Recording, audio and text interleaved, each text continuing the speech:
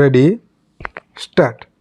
Now, sir, honorable members will recall that the bill was introduced in the House of the People on the 2nd September 1953.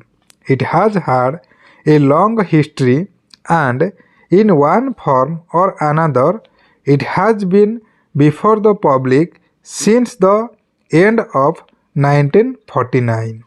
In the statement of objects and reasons, the various stages through which the bill has passed since 1946 have been summarized, and I need not recapitulate on this occasion the circumstances in which the then Government of India took the decision in early 1946 to initiate an inquiry into the reform of our company law.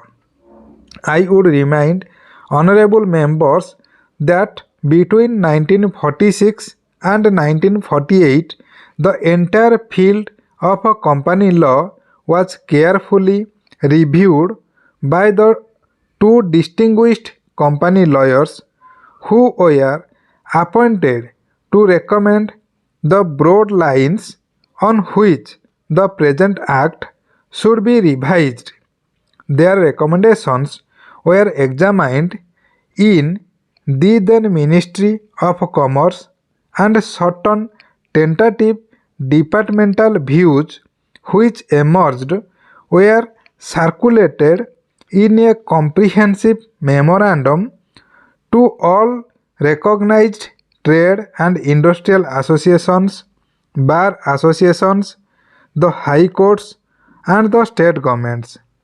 That brought us to the end of 1949.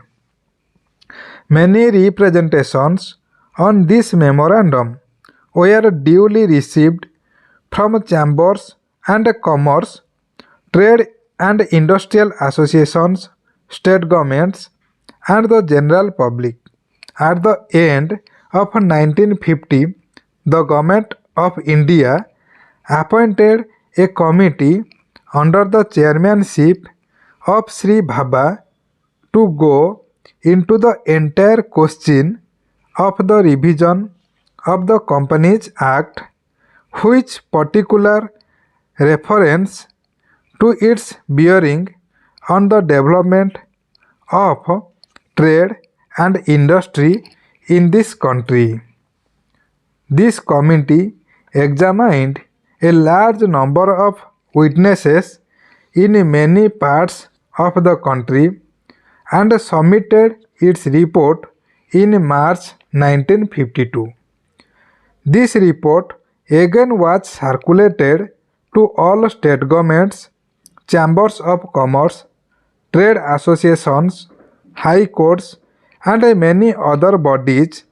At the same time, a special officer was appointed in the Department of Economic Affairs, Ministry of Finance, to examine the report in the light of the views received from the interested public and to submit proposals to government for the revision of the present Act. The bill now before the House is based largely on the recommendations of the Company Law Committee, modified in a few particulars. Honorable members will notice that so far as public relations go, the bill has covered adequate ground. In a measure like the Companies Bill, however, which covers the entire field of the operation of joint stock companies, the limits of consultation and discussion can never be exhausted, and I would like to inform honorable members that although the bill was introduced in Parliament over 7 months ago.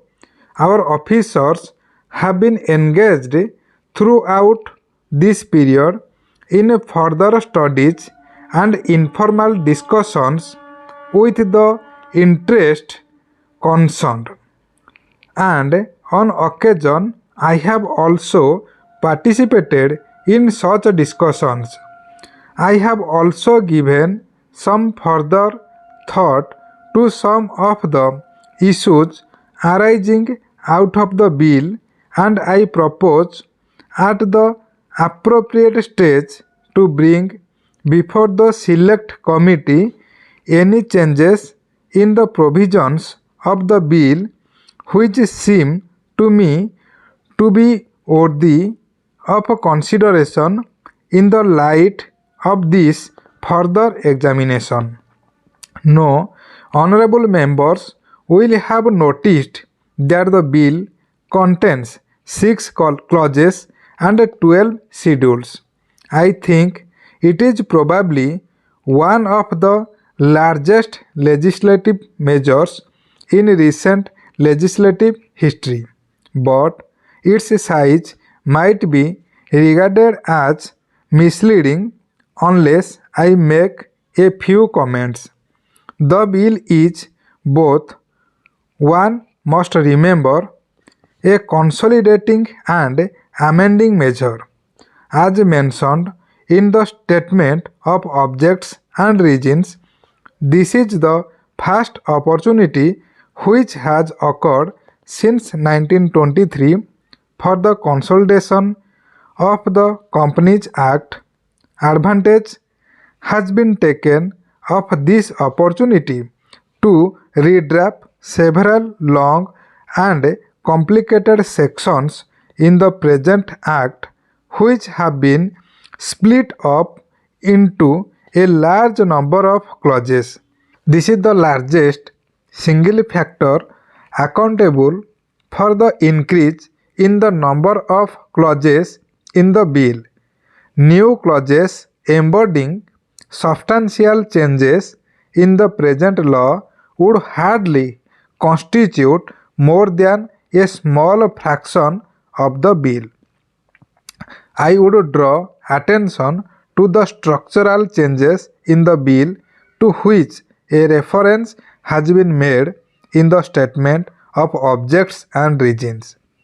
Redraft of the bill and the rearrangement of the existing chapters in the Companies Act in a more logical order have, I think, resulted in a noticeable improvement in the form of the bill, and I hope will facilitate better understanding and appreciation of the scheme.